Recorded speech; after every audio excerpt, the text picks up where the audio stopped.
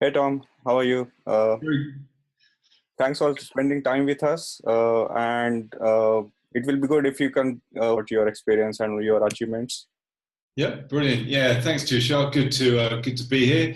I've been involved with health and fitness since I was a teenager. I'm now 45 this year, but actually working in the health and fitness space for about 20 years. That kind of started off a little bit in England, then it moved to I was in Paris, France for a while, back in the UK again, kind of specializing more in body composition because most people, when you ask them, a lot of people, unless they've got a health condition, say, oh, they want to lose weight or fat or whatever else. But what I tend to usually try and focus on is working on habits and then step by step, and then getting them healthy. And as a side effect of being healthy, then they tend to lose weight. So that's the way we look at things. Oh, that's great. Thanks for that. Uh, Going into the more details, when you work with your clients, most of them are, personal coaching, telling them what to eat, what not to eat. Mm. So, what changes have you asked them to make in their lifestyle?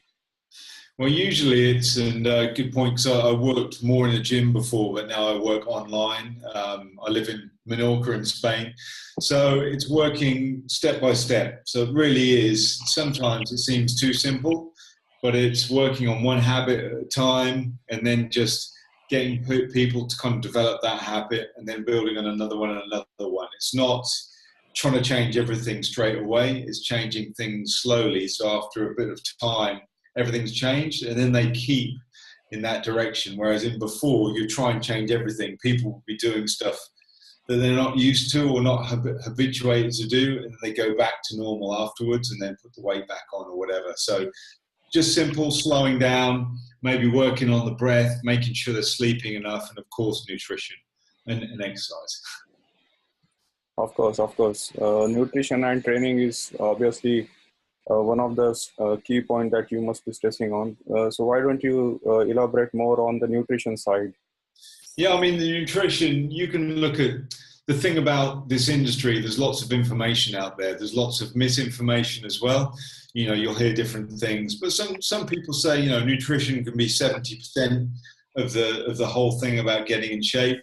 I think it's nutrition, sleeping, breath work, good relationships, but it is so important. Some people, they just train really hard. They sometimes overtrain, but they don't look at nutrition, they fail. So making sure that nutrition's done right. Macronutrients are big nutrients. Micronutrients we look at as well, sometimes with supplements. And then just taking it, slowly. So it's vitally important. That's great. Thank you. Obviously, you must have worked with your clients on different goals. Someone wants to put on extra muscle for any competition or any athletic purpose, or someone Sure. wants to lose extra body weight or something. Who are professionals. So how do you explain then the importance of maintaining the macros in their nutrition? Yeah, I mean, macros is, as you said, different for different people. Depends on what their goals are. What we'll look at is goals first, because you don't want to be trying to get someone to lose fat and they want to get put on muscle because the two work against each other. So it's looking initially, but one of the important things we look at always is the amount of protein. If there's enough protein, usually the protein's looked at, and that will stay a similar amount, even losing weight, because if people want to lose fat, they need to make sure the protein's high enough and they're training, because if not, they can lose a lot of muscle as well. You see these people, they lose 20 pounds very quickly, but a lot of that can be fat, but also muscle and water, etc. And then they create an environment, they slow their metabolism down and put it back on again. So, but mostly it's fat. So we're looking at different ways. Some people, it's injury, coming back from injury. So first things we look at is protein, probably about 2 grams per kilo of target weight. So say if they're an 80 kilo guy, or they want to be 80 kilos, we're looking at about 2 grams of protein, so about per kilo, so it's about 160 grams. And then we look at good fats and carbs depending on what the goals are. So different for everybody. But it's good to have someone that you know what's talking about to sort that out.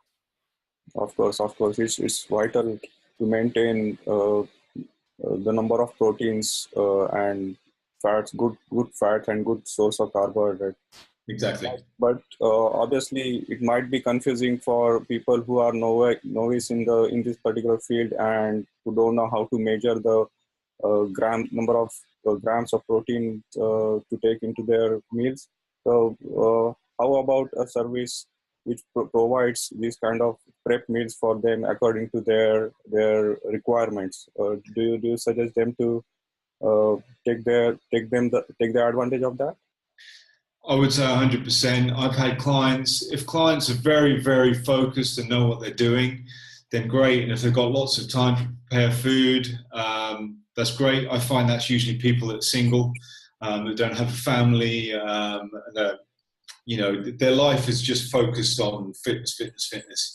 Well, most of us don't live in that world. And from my experience in London, and working, in different places, if you can get a good meal delivery company that knows what they're doing, then that can be a real lifesaver. It makes a big difference. And quite often they're working really hard towards their goals, but they're doing slightly wrong things with their nutrition. And even though they're working really hard, then they're not doing it right. So you can work a little bit less hard to get your nutrition right, and then you get a kind of good result. So I think it's very important. Oh, thank you very much for that message. And on that note, I think I will thanks for your time. And yeah, see you later. Thank you. Yeah, it was a pleasure. Thanks, Tisha. Yeah.